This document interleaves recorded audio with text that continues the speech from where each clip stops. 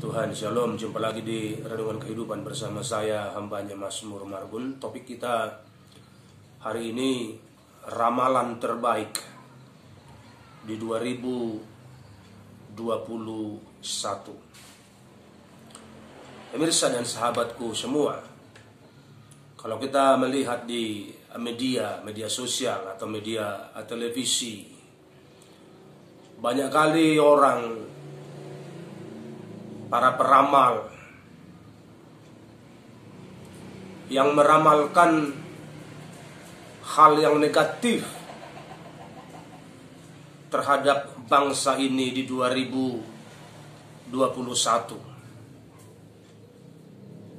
Dan sepertinya mereka bangga dengan ramalan-ramalan mereka tersebut. Ada yang berkata, betulkan ramalannya karena pesawat jatuh. Betulkan ramalannya karena banjir bandang.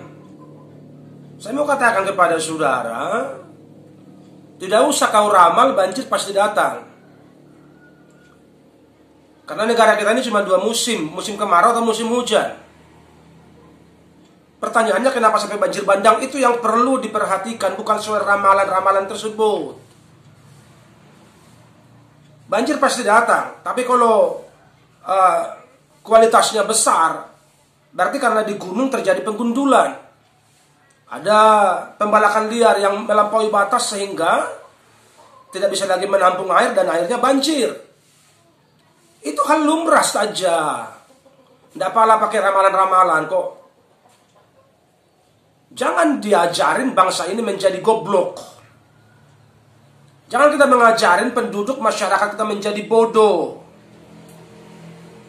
Tidak usah ramal pesawat jatuh kalau pesawatnya sudah tua, mesinnya nggak beres, ada human error, itu pasti akan jatuh.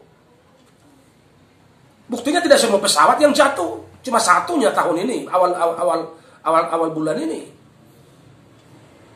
Jadi ramalan-ramalan yang seperti ini sepertinya membuat orang takut, membuat orang ngeri.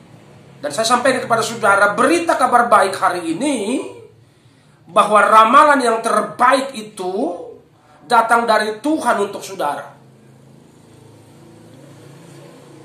Perlu saudara ketahui dan pemirsa ketahui, bahwa dalam perjanjian lama, Nabi itu mereka disebut petenung atau peramal. Mereka berbicara tentang hari esok, tentang masa depan, sehingga mereka disebut seorang petenung atau seorang peramal. Dan tahu saudara, ramalan Tuhan buat saudara, buat saya hari ini, di dalam firman Tuhan dalam Yeremia 29 ayat 11. Sebab aku ini Tuhan, mengetahui rancangan-rancangan apa yang ada padaku mengenai kamu. Yaitu apa? Yaitu masa depan yang penuh harapan. Saya ulangi, masa depan yang terbaik, masa depan yang penuh harapan. Jadi kalau ada permasalahan, ada persoalan, ada banjir, itu bukan karena rancangan Tuhan. Itu karena kesalahan kita sebagai manusia, kurang bijaksana mengelola alam yang Tuhan beri buat kita.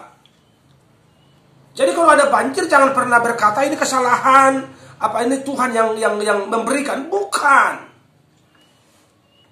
Tuhan tetap merancangkan yang terbaik. Karena itu bagaimana supaya rancangan Tuhan yang terbaik itu sampai kepadamu, sampai kepadaku? Hidup aja baik-baik. Hidup takut Tuhan, cinta Tuhan, jalani kebenaran setiap hari, maka rancangan masa depan yang terbaik, rancangan masa depan yang penuh pengharapan itu akan menjadi bagianmu. Dan itu pasti. Itu ramalan Tuhan yang tertulis dalam firman Tuhan. Dan ramalan Tuhan itu berlaku bagi setiap orang yang melakukan firman Tuhan. Jadi apa yang kita alami dampak dari perbuatan kita. Seperti pesawat. Memang ada hal tertentu yang kita sudah berusaha semaksimal mungkin, tetapi masih terjadi hal yang negatif. Itu memang dari seizin Tuhan. Tapi mayoriti itu karena kealpaan, karena kesalahan, karena kita kurang mengatur, mengelola dengan baik.